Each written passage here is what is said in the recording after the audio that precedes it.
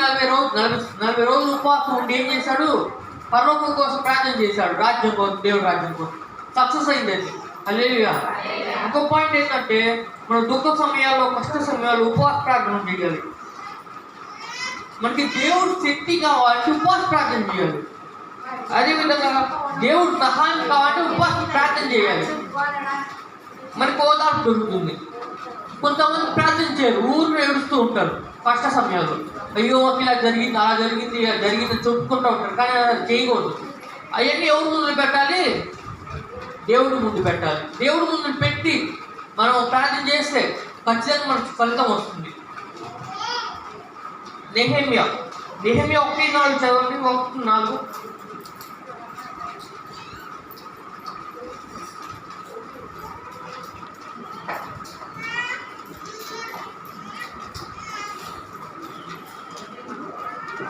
ఒకటి నుండి 4 వరకు. నెహెమ్యా 1:4 వరకు.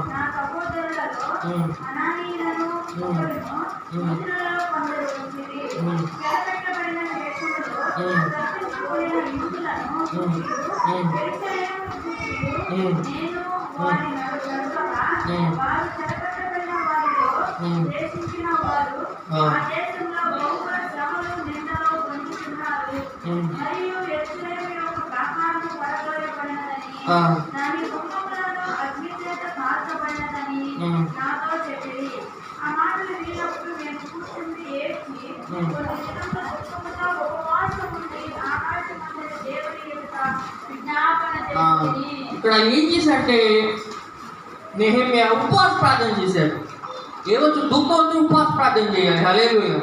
ఎప్పుడైతే రాజ్యం పాడైపోయిందో పరలో యెరూషలేము, అప్పుడు ఉపవాస ప్రార్థన చేశాడు. మనం కూడా దుఃఖ సమయంలో ఉపవాస ప్రార్థన చేయాలి. మౌనంగా కూర్చోకూడదు. ఉపవాస ప్రార్థన బలమైంది. నెహెమ్యా కూడా ఎంతో ప్రార్థన చేశాడు యెరూషలేము కోసం. చివరికి ఏమైంది? మళ్ళీ కట్టే యెరూషలేము. పడిపోయిన స్తంభాలు మళ్ళీ లేపుతాడు దేవుడు. హల్లెలూయా. ఉపవాస ప్రార్థన చేసి పడిపోయిన స్తంభాలే కాదు, ఇంటిని కూడా లేపుతాడు పైకి. విశ్వాసం కూడా లేపబడుతున్నాడు ప్రార్థన చేస్తే. అదేవిధంగా ఇంకోటి ఏంటంటే 4 బంధకాల నుండి, భారాల నుండి విడుదల చేస్తాడు దేవుడు. ఎప్పుడైతే మనం ఉపవాస ప్రార్థన చేస్తాం, మనం బంధకాల్లో ఉంటాడు, పాప బంధకాలు. వాటిని విడుదల కావాలంటే ఏం చేయాలి? ప్రార్థన చేయాలి.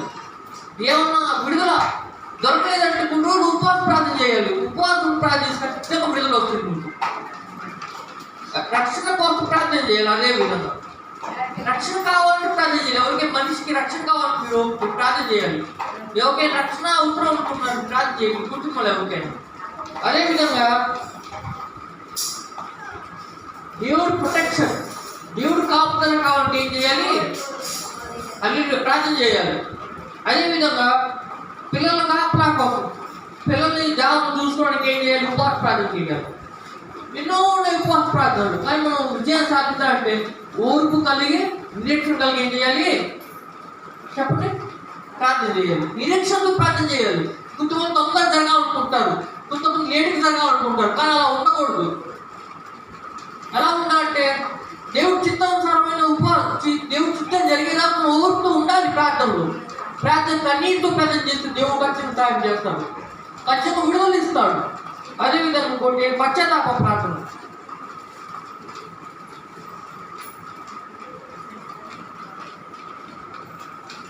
నువ్వు చేసిన పొరపాటు కావచ్చు, నువ్వు చేసిన పాపం కావచ్చు, పోవాలంటే ఏం చేయాలి?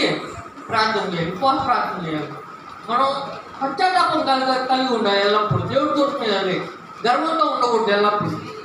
మన పాపం, మన దేవుడిని విడిపోయిన వాళ్ళు దేవుళ్ళు కలవాలంటే ఏం చేయాలి? చెప్పండి, ప్రార్థన చేయాలి. దేవుడు సత్సంబంధాలు కలిగి ఉండాలి. రోజు దేవుడు పరలోకం ఒప్పుకుంటాడు. మనం సత్సంబాలు లేకపోతే నువ్వు ఎవరు అంటాడు దేవుడు పరలోకం. హల్లెలూయా. పాపం మీద పశ్చాత్తాపం ఉండాలి మనిషిలో. పశ్చాత్తాపం చేయాలి మనిషి. పశ్చాత్తాపం లేకపోతే ఏమైతే దేవుడు క్షమించడు మమ్మల్ని. మీరు చేసిన ప్రతి పాపం పోవాలంటే పశ్చాత్తాపం కలిగి ఉండాలి.